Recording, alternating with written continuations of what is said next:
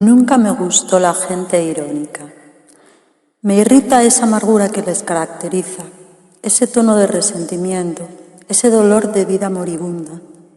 Carecen del humor blanco que a mí tanto me agrada.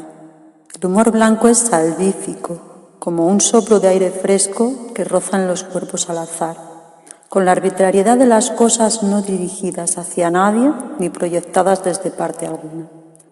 En cambio, el humor verdoso y biliar de los irónicos está demasiado empapado de individualidad, de padecimientos particulares, de odio reprimido y descontrolado, de fuerzas maltrechas y de potencias frustradas por los delirios de altos vuelos. Siempre que he topado con algún irónico, me he quedado con el mal gusto que deja la conmiseración, la mezcla punzante de pena y asco. Y es que la mala conciencia es tan contagiosa que conviene huir de ella como de la más mortal de las enfermedades. En caso contrario, uno acaba abandonándose al deprimente goce del sadismo dialéctico de arco y flecha. De las veladas de humor biliar se sale aún más sucio de lo que se entra, ya que el polvo que los irónicos se lo sacuden con tanta gravedad que les vuelve a caer encima con el peso de un chaparrón. Lo peor de todo es que las relaciones prolongadas que antes morían poco a poco y suavemente entre los colores de un parchís, lo hacen ahora a cañonazos que no dejan notar si se anuncia fiesta o se anuncia guerra. Creo que todo ello ocurre por falta de asunción. Ya no dejamos morir en paz a nadie ni a nada, y llamamos sentido del humor a la templanza de quienes lo aguantan o se vengan en otra parte. Pensaba en todo esto el día en que decidí irme, marcharme de la ciudad, no dejar rastro ni posibilidad alguna de contacto. Quería, sobre todo, quedar mal con todo el mundo, para asegurarme así de que ningún momento de debilidad o de aburrimiento me dejaría claudicar. Cuando se toman decisiones, hay que acompañarlas con las medidas oportunas que impidan revertirlas. Si no, las decisiones ya no son verdaderas decisiones, sino antojos fatuos de adolescente, que en el temprano declinar del orgullo vuelve a casa por comida caliente. Había llegado el día en que sentía la amistad como un gran peso a la espalda. Quería quitármelo de encima, respirar una bocanada de levedad e irme por caminos desconocidos y solitarios, pensando felizmente en otra cosa. Recordé que, hacía tiempo, había condenado el amor junto con todos los modos de la propiedad privada y ensalzado la amistad como benéfica pasión tranquila, como única forma de afecto racional y digno de ser cultivado. Sin embargo, el tiempo de la amistad también había concluido. Me parecía una ramplona y cobarde secularización del amor, que no servía sino para continuar el teatro de la miseria por rumbos aún más mediocres. A cada instante aumentaba mi entusiasmo. Ni siquiera necesitaba saber qué era lo que me esperaba. Me moría de ganas de empezar otra vez, de escribir otro principio, de abandonar las reuniones, los trajes, los vinos en copas de cristal, los debates, las discusiones burdas de ambientes finos, los intercambios de pareceres de caña y terraza. Quería salvar mi alma, quería salvarla de todo lo banal, de las rivalidades, de las urbanizaciones. También quería salvarla de todo lo malo, de todo lo que carcome, de las relaciones propias de las ciudades y de los pueblos. Estaba decidida a buscar un lugar en el campo, un lugar lo suficientemente aislado donde poder darle la espalda a lo que algunos llaman mundo, un lugar de estructuras inestables y a medio hacer, de geografía sin historia, de tierra fresca, de animales libres, territorio de forajidos. Por fin tomé el camino indicado en el mapa, el que desembocaría en la casa de hospedaje. Era un camino lleno de curvas. Cuando pasé la 10ª sin avistar la casa, empecé a ponerme nerviosa. La carretera estaba totalmente oscura y desierta. El reflejo plateado de la luna sobre los árboles no me tranquilizaba. Solo hacía que la noche fuera más noche y mi pensamiento más nocturno. Tras el cristal del coche se desparramaba un cielo azul estratosférico, de movimiento lento y brillo apagado, que se confundía con la gravilla del suelo. Por los laterales, los árboles gigantescos y sus sombras enmarcaban el fondo, recortándolo con sus garras. De alguna manera sentía el mar, débilmente resacoso, que se escondía cada vez más allá de mi derecha. La inquietud y el miedo se iban apoderando de mí, así que aumenté gradualmente la velocidad para no notar el tiempo y difuminar el espacio. Me preguntaba, a intervalos cada vez más cortos, cuánto faltaba por llegar. Me recordé a los niños tontos y me dio la risa, pero al oírme me impacienté aún más. Todavía tenía gasolina de sobra, pero ¿y si se me pinchaba una rueda? No sería capaz de parar, salir y realizar toda la operación del cambio yo sola, en medio de la noche telúrica. Me daría un ataque de pánico, me paralizaría.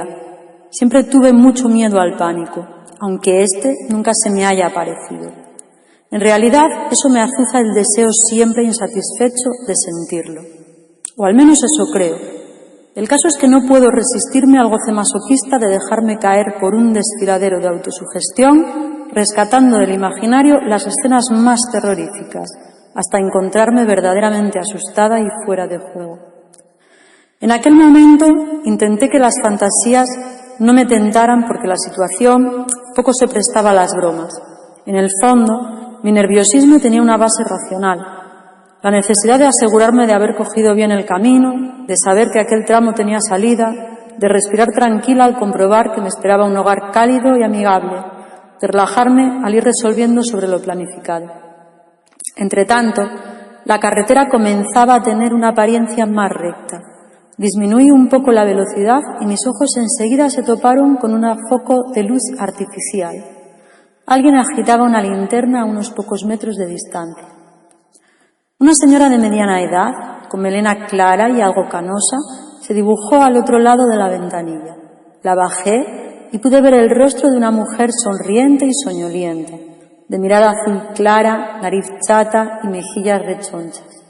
Me recordó por la expresión a los gnomos de una serie antigua de televisión y su porte escandinavo me reconfortó. Me indicó que girara a mi izquierda para mostrarme dónde aparcar. Cuando salí del coche, se acercó para darme 2 besos y ayudarme con las maletas. Mira, la entrada de la casa es un poco más allí. Se entra por el jardín, dijo iniciando el paso resueltamente. Bueno, ¿y qué tal el viaje? ¿Habías venido al norte alguna vez? Sí, le dije, cuando era pequeña. Me gustaría volver a repetir alguna de aquellas sensaciones, no sé, como de estar felizmente perdida entre montañas y mares y no tener escapatoria ni vuelta atrás. Quiero obligarme a no hacer nada, durante una temporada al menos. A no hacer nada de lo que se hace en las ciudades. Sabes cómo te digo, ¿verdad? Me dijiste por teléfono que no sabes cuánto tiempo te vas a quedar. ¿Vienes de viaje de relax, entonces? Sí, en cierto modo, aunque no descarto ponerme nerviosa. Tampoco me preocupa. En realidad, con tal de que sea de forma distinta, o mejor dicho, por motivos nuevos, totalmente nuevos, divagué al tiempo que me mostraba la entrada. Sin darme cuenta, habíamos atravesado el jardín y subido los 4 escalones que nos dejaban justo enfrente de la puerta de entrada al interior de la casa. Estaba todo tan oscuro que preferí no intentar adivinar formas y espacios. El entorno resultaba un tanto confuso por la humedad, por la neblina, por el leve resonar del viento, que parecía llegar desde muy lejos, desde la frondosidad de las montañas. No podría especificar muy bien si me encontraba en el interior del paisaje, hundida en la concavidad del valle o en el vértigo de un exterior enorme y abierto, ya que si miraba hacia atrás, al cielo espeso, parecía como si entre los huecos que dejaban las nubes al acercarse y alejarse se abriera un camino de verticalidad infinita. Nada de esto me angustiaba, sino que por el contrario experimenté un alivio repentino por poder sentirme débil ante la abrupta naturaleza y no ante los hombres. Para variar, resultaba una pequeñez agradable. Una vez en el interior de la casa, creí que había llegado el momento en el que debía preguntarle el nombre a su señora. Me llamo Basilia. Pensaba que te lo había dicho antes. Puedes llamarme Vas, que es más corto. Ahora te enseño la habitación en la que vas a dormir. Hoy al menos. Está arriba. La cabaña preferimos esperar a que llegaras para prepararla. Así puedes ponerla un poco a tu gusto. Como vienes para quedarte tiempo, Pero espera, voy a llamar a Renato para que nos ayude a subir el equipaje, que parece que pesa bastante. Vengo enseguida. Me encantaba aquella mujer. Durante los minutos en los que se ausentó para llamar a ese Renato, no hice más que preguntarme, como alguien que vive en un lugar tan alejado, tan rural, tan campestre, ¿cómo podía mostrar unos modales tan depurados? No por su exquisitez, sino por su aplomo, por su aire de autoafirmación. Lograba esa mezcla tan maravillosa y seductora de encanto, serenidad, seguridad y entrega. Yo, sin embargo, aún no había logrado en toda mi vida mostrarme rotunda sin parecer resentida, o dulce sin sentirme humillada. Pensé entonces que todavía me quedaba tiempo, ya que ella, Bas, era algo mayor que yo. No quedé muy convencida. El tiempo por sí solo, pensé, no ajusta nada. Y además, ¿por qué iba a hacerlo? ¿Le importa el tiempo algo más que lo eterno? ¿Cómo va a involucrarse en asuntos tan contingentes y pasajeros como este? Entretanto, Bas reapareció desde la semiclaridad del pasillo de la derecha, acompañada por un hombre más bien alto, de caminar recto y con pelo y barba de un rubio cenizo. Tenían cierto aire de familia. Al saludarle, me fijé en su camisa de cuadros escoceses. Supongo que era de franela. Nunca he podido aprender los nombres de los distintos tipos de tela, y más aún diferenciarlos.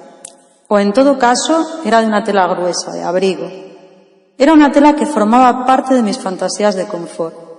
Cada vez que imaginaba pasados inexistentes y fantasmáticos, alguien, si no yo misma, llevaba prendas de ese tejido, que directamente, como en un viaje cálido hacia el interior de todas las cosas, transportan a lugares con chimenea, con San Bernardos retozones, con suelos de moqueta por los que andar sin zapatos pero con calcetines de lana.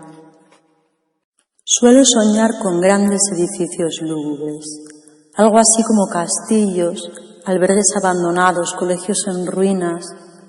Nunca son pesadillas, sino que por el contrario, se presentan como misterios atractivos, como lugares que recorrer y respirar, como alrededores que me conquistan para sí, que me cautivan, alejándome de los placeres avainillados y en una atmósfera que parece provenir de lo más recóndito de mis recuerdos, de humedad y roca fría, de pasados que nunca fueron presentes. Aquella noche estaba preparada para una larga vigilia. Sin embargo, fue como si la tensión acumulada del viaje, de las expectativas, de la entrega a nuevos e incógnitos aires, me hubiera rendido al sueño en vez de mantenerme alerta. Se diría que mi insomnio característico, lejos de lo que yo había creído, se debía más al aburrimiento que a los nervios.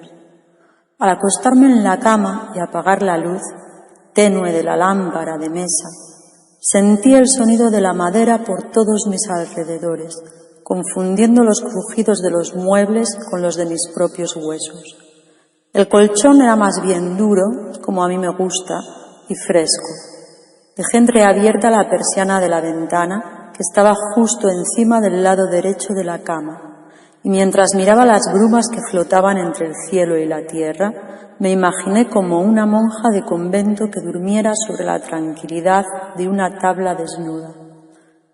Fantaseé con una soledad así, con un día que fuese siempre igual que el siguiente, con una jarra de agua fresca que colmara mi sed en la pronta y radiante mañana, cada una de las mañanas del resto de mi vida, con una colada blanca que tender en el jardín, con un jardín perdido entre el bosque, y me sentí extrañamente viva y encantada, como con una temperatura de 20 grados en el alma.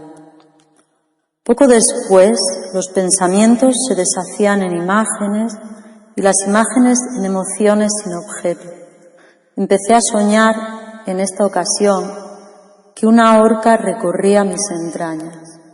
De pronto surcaba los mares más helados del mundo con mi enorme cuerpo blanco y negro, y al mismo tiempo sentí el temor de la foca y una desgarga en el brazo me despertó, solo para recordarme que estaba soñando.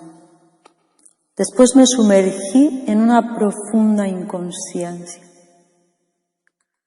Cuando me desperté, toda mi habitación estaba llena de luz, teñida de una tonalidad anaranjada. Los agujeritos de las persianas proyectaban rayos burbujeantes que levitaban sobre mi cama. Me incorporé y, levantándome del todo, la subí y abrí la ventana. Era como un milagro, ni rastro de la niebla que había abrigado mi llegada, solo un frío claro y magnético, alumbrando praderas y montañas de cuento. Abajo en la cocina, Bas y Renato preparaban ya el desayuno, mientras la radio susurraba palabras y melodías que aún no entendía. Al mirarles, me parecieron ositos con tarros de mermelada. Buenos días, ¿qué tal dormiste? Estábamos haciendo algo para desayunar. Tendrás hambre, ¿eh?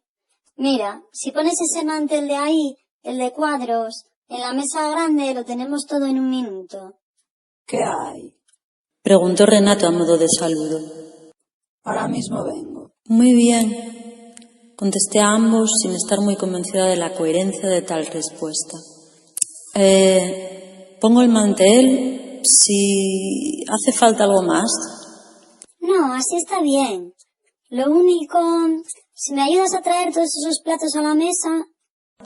Mientras los iba llevando, notaba cómo el estómago y el apetito, ausente hasta entonces, se iban abriendo paso con el olor esponjoso de los bollitos de pan recién hechos, con el calor dulce que despedía el horno, con los hilillos humeantes que escapaban del café al ser vertido sobre las tazas y con el colorido sabroso de las mermeladas. Una vez llenos los estómagos, cuando la ingesta se iba ralentizando, la conversación se hizo más certera. Renato comenzó a indagar abiertamente, preguntándome por las razones que me habían traído hasta este lugar. Bueno, entonces tú, ¿de qué vienes huyendo? Porque la gente que acaba aquí es porque ha decidido escapar. Afirmó entre una sonrisa de autoconfianza. ¿De verdad piensas que hace falta estar huyendo de otra cosa para disfrutar de un lugar tan bello como este? Realmente no creo que el campo sea nada más que la negación de otra cosa, dije mientras me oía a mí misma, pecando de barroquismos y pensando, como siempre, que no sabía hablar sin teorizar extemporáneamente. Quiero decir que el campo tiene muchos atractivos, ¿no? No, por supuesto. Es la ciudad la que ha negado al campo. Pero también se puede huir hacia atrás. Como diría Mao, de la ciudad al campo, ¿sabes, eh? Sí. Es todo lo que respondí mientras se amontonaban entre mi cabeza y mi garganta, como piezas averiadas de una cadena de montaje, un cúmulo ansioso de credenciales que avalaban mi formación humanística, mi experiencia política, mis recursos, mi inteligencia.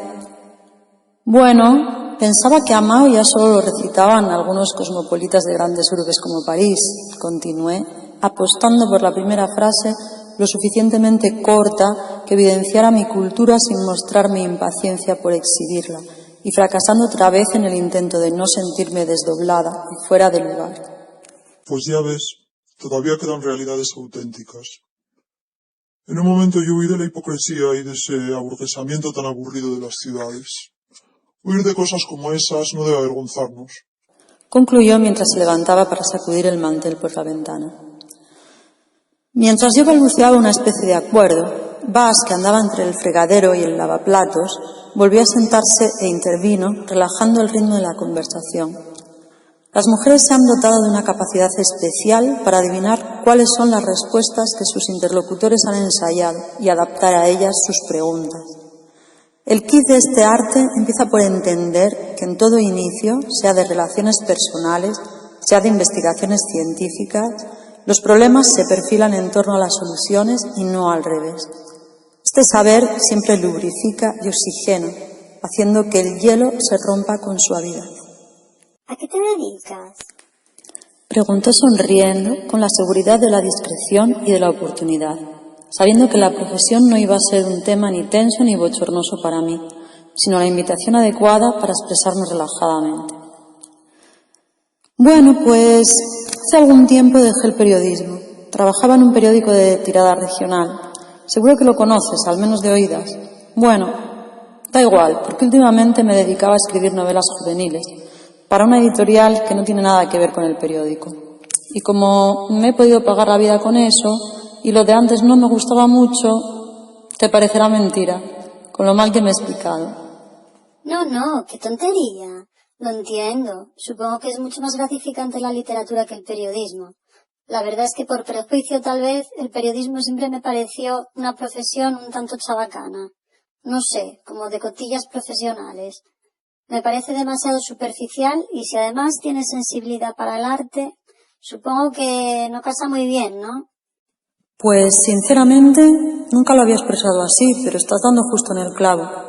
Lo que ocurre es que al final resulta que el mundo real de la literatura no es tan diferente. Últimamente he tenido varios desengaños y uno de ellos, puede que el más importante, ha sido ese. Por otro lado, pienso que igual es un problema mío, que estoy poco inspirada y que a lo mejor por eso todo me parece más frustrante. Siempre es más cómodo desplazar el problema hacia asuntos menos comprometidos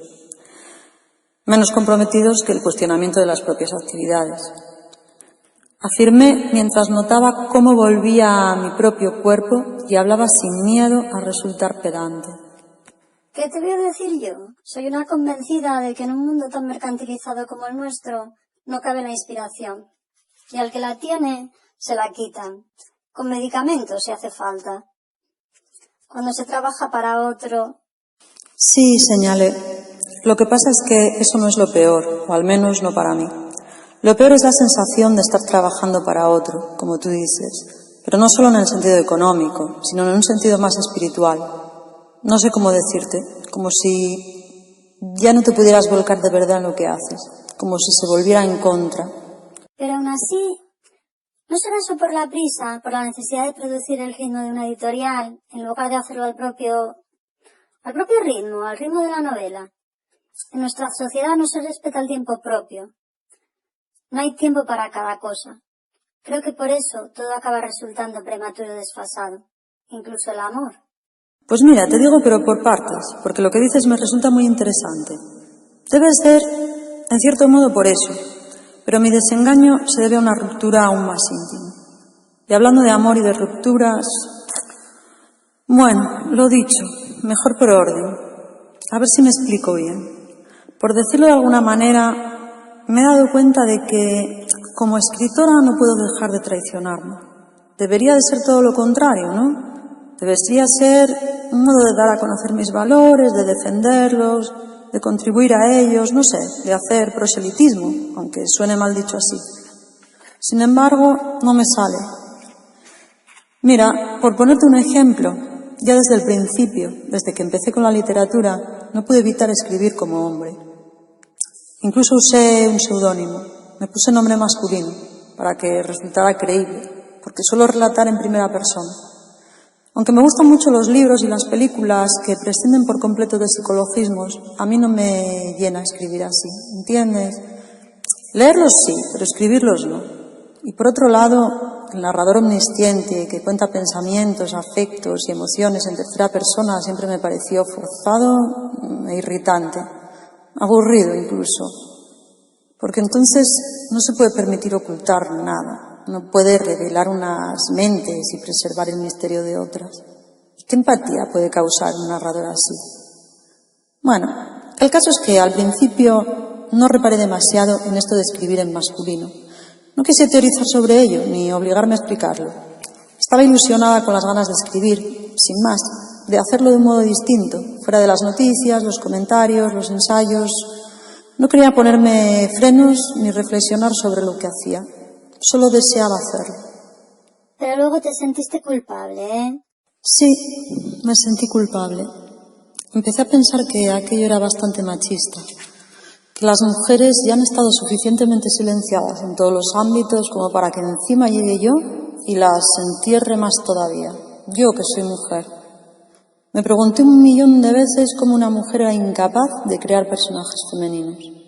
Era como si me resultara muy fácil mostrar hombres, aventureros, aburridos, valientes, neuróticos, de cualquier tipo, sugerentes en todo caso. Sugerente te estás poniendo tú. ¿Por qué mujeres no? ¿Por distanciamiento? ¿Porque las mujeres son menos típicas? ¿Menos arquetípicas? No, porque cualquier cosa que se me ocurría poner en boca o en acto de un personaje masculino cobraba cierta prestancia.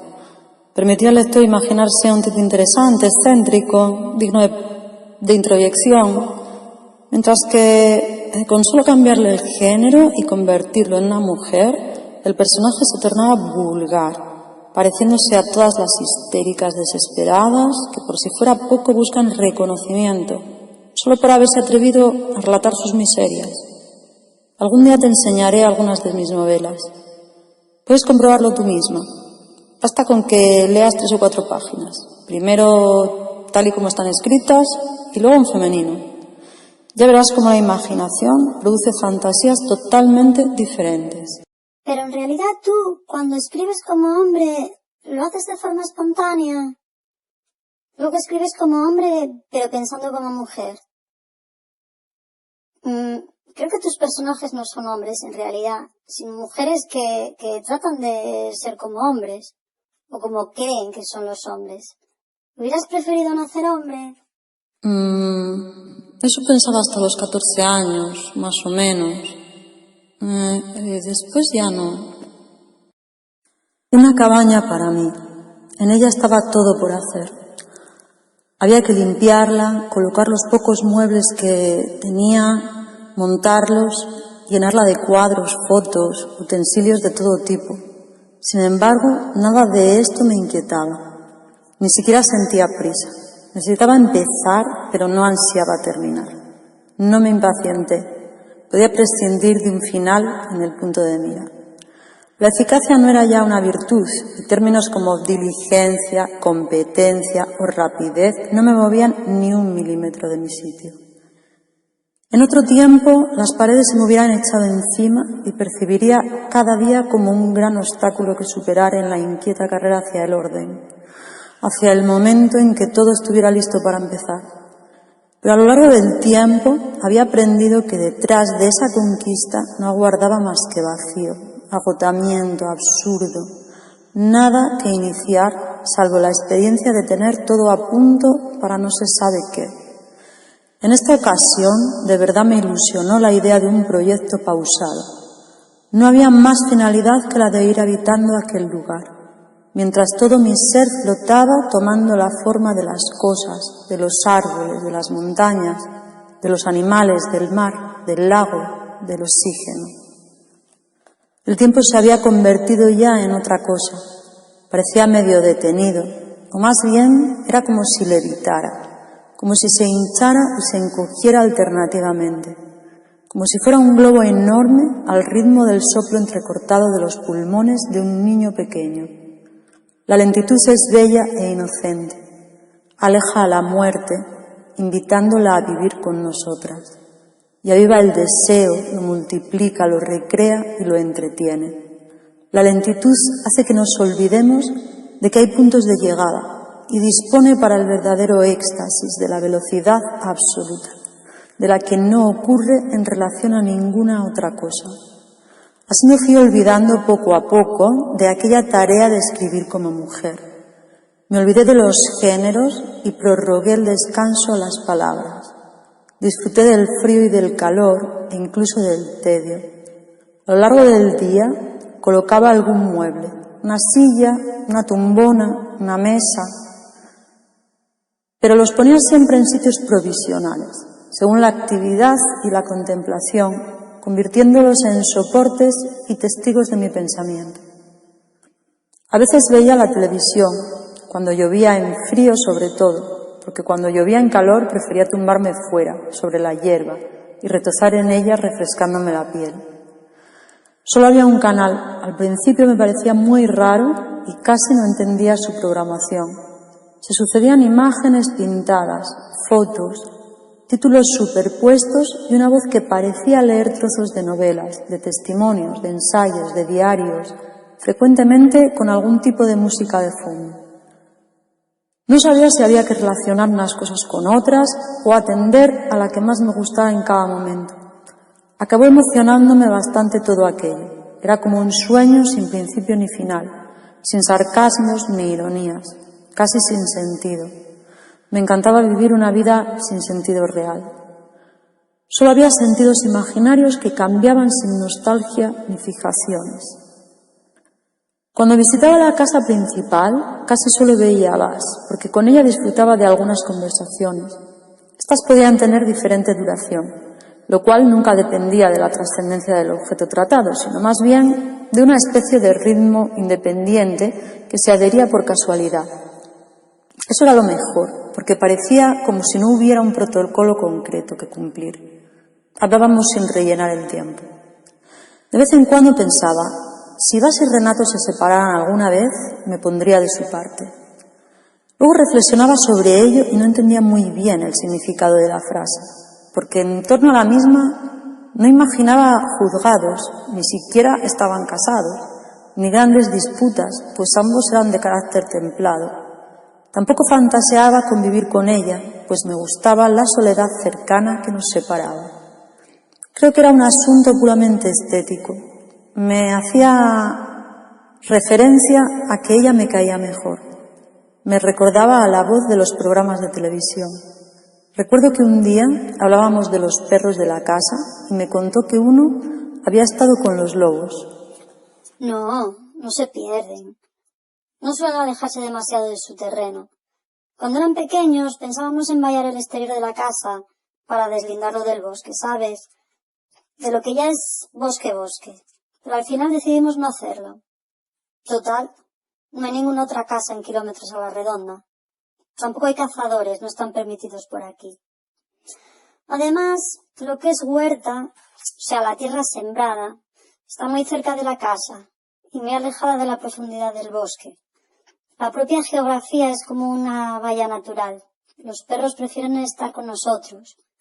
Les gusta demasiado escuchar la radio, ver la tele y mirar la llama de la chimenea. Solo Rufo se fue una noche y no lo volvimos a ver en unos días. Lo pasamos bastante mal, pero aunque la libertad sea a veces dolorosa y arriesgada, no debemos eliminarla, ¿no? Supongo que no, pero igual tardó tanto porque se perdió. Igual no anduvo por donde quería. ¿Lo encontraste o volvió él solo? Pregunté con cierta preocupación retroactiva. No, recorrimos bastante campo, lo que pudimos. Íbamos llamándolo, pero no hubo manera, no andaba cerca. De eso nos dimos cuenta enseguida. Más allá era terreno difícil para nosotros. Nos alegramos muchísimo cuando volvió. Hacía sol y lo vimos aparecer a lo lejos. Al principio venía hacia aquí con caminar lento, pero cuando nos vio, corrió hacia nosotros moviendo el rabo. O sea, que tenía muchas ganas de veros. Sí, los perros son muy cariñosos, pero estaba perfectamente de salud. Volvió porque quiso, no por necesidad. Sin embargo, cambió mucho desde entonces. ¿En qué sentido? Bueno, supongo que vivir en la naturaleza le cambia el carácter a uno. Bueno, no exactamente. Sigue siendo el mismo de siempre. Tiene un carácter inconfundible. Lo que pasó es que empezó a tener nuevos hábitos y desarrolló un registro distinto en la mirada. Antes era muy independiente. A nosotros nos hacía caso, pero a los otros perros no mucho. Parecía que le aburrían. Sin embargo, después de aquello, nunca los pierde de vista durante mucho tiempo. Estás bastante pendiente de ellos. No sé, como si los cuidase. Luego hay otras cosas. También empezó a entusiasmarle la luna. Antes de entrar a casa a dormir por la noche, se queda mirándola, en silencio, quieto, con la mirada fija hacia el cielo, como absorto en pensamientos profundos y rituales. Parece que mira a la luna como si fuera su antiguo planeta, como si procediera de ella y le dedicara cada noche unos minutos de melancolía. Con nosotros sigue siendo muy afectuoso y le gusta que lo acariciemos, pero perdió el interés por las palabras. Atiende a las señales de nuestro cuerpo, pero a lo que le decimos no demasiado. En estos días que desapareció, estuvo con los lobos, seguro, porque es como si supiera algo. Es como si supiera algo más. Sí, eso parece. Le contesté yo con seguridad. Creo que eso es lo que pasó. Superando el espacio de la ciudad, el tiempo de la amistad, la obsesión por conservar la juventud, superada en definitiva la humanidad, su exceso al menos, se abrían nuevas pulsiones. Las sentía pero sin saber muy bien de qué tipo eran o cómo caracterizarlas. Supe, eso sí, que el afecto no se acababa con la amistad, con la reciprocidad, y empecé a notar la necesidad de procurar cuidados. Entonces, sin convertirme en una persona ordenada, me detenía en las cosas. Mimaba con mis manos la madera de los muebles. Me sentaba en el césped lo más suavemente posible. Olía las margaritas, doblaba con delicadeza las toallas. Procuraba que lo blanco fuera blanco. Custodiaba cada parcela del pequeño huerto que había sacado adelante. Velaba las hortalizas. Necesitaba hacer todo esto. Algo ocurría. Pensé que sin contar conmigo, tal vez mi cuerpo hubiera despertado a un instinto maternal del que siempre había renegado. Si no, no sabía cómo explicar aquel cúmulo de sentimientos que sensualmente se apoderaban de mí, haciéndome cambiar la perspectiva de aquel modo tan notable.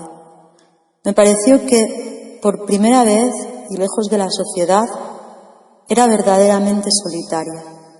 Creí que había vivido hasta entonces en una reducida burbuja, atrapada en la estrechez de mí misma, sin vínculos reales, sin la intensidad del compromiso, sin entrega, sin el placer de regalar.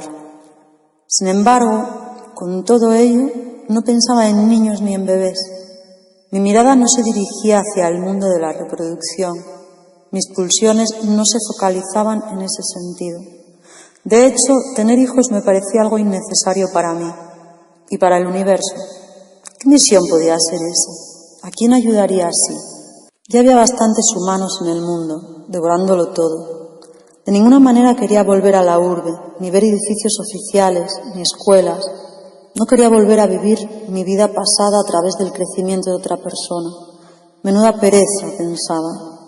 Otra vez el primer amor, los novios, las rupturas, la lucha por la autonomía, los amigos, las traiciones, los favores, los bares, las historias pandilliles, las vacaciones, la obediencia, la desobediencia.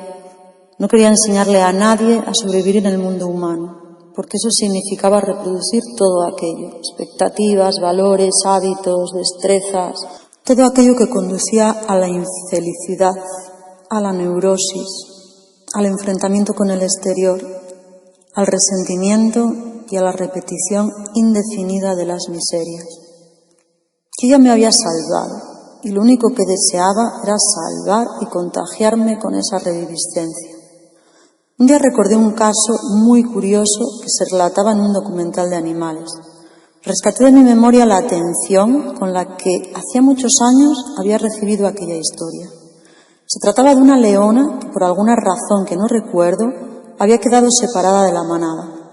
A partir de ese momento y a lo largo de su vida hasta que murió, adoptó sucesivamente 5 antílopes.